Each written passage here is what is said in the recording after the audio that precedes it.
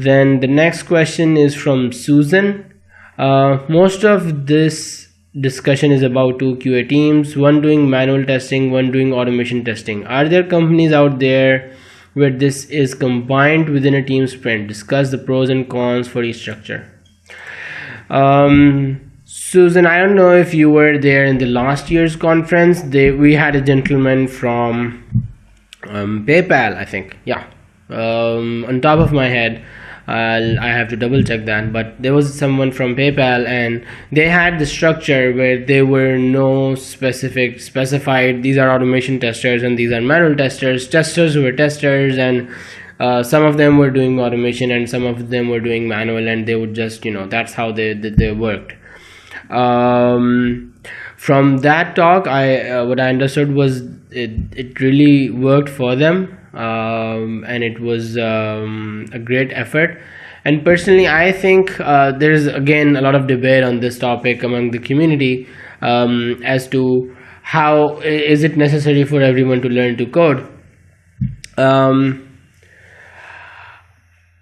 I feel a bit strong about that. It's not necessary that you don't have to learn to code. I think at least in this day and age, you should start towards learning coding, even if not coding, but at least have an idea of how the architecture works, right? Basic idea of how your software's how the control flow works. So when you do perform something on the an event on the UI, so you should have an understanding of how it's going back to the database and what's coming back from the database and how that data is fetched from there and eventually it reaches your front end. At least have those basic concepts there. What technology stack are we using, and what are probably the benefits of using one versus the other, and what does that mean for testers?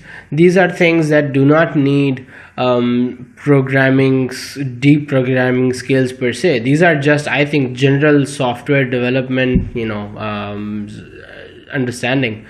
And there's a lot of content out there, very easily accessible these days, to kind of get into, how things are developed, how software is developed and how it's done.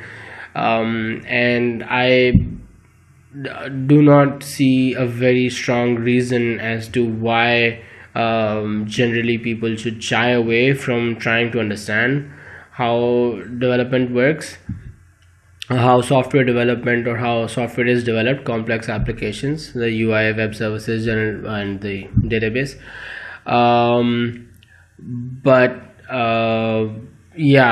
The ideal case would be where, yes, you have people technical enough that are that can go both ways, that are awesome at testing and are awesome at coding. And I think that's what I call it the next generation tester. I think that's what the next generation tester is, right? So you have to be knowledgeable about the underlying technical aspects of your technology stack, and you should be really great at testing as well. It's not just technology. You should be a great tester, inquisitive mind. You should see beyond read between the lines and question assumptions.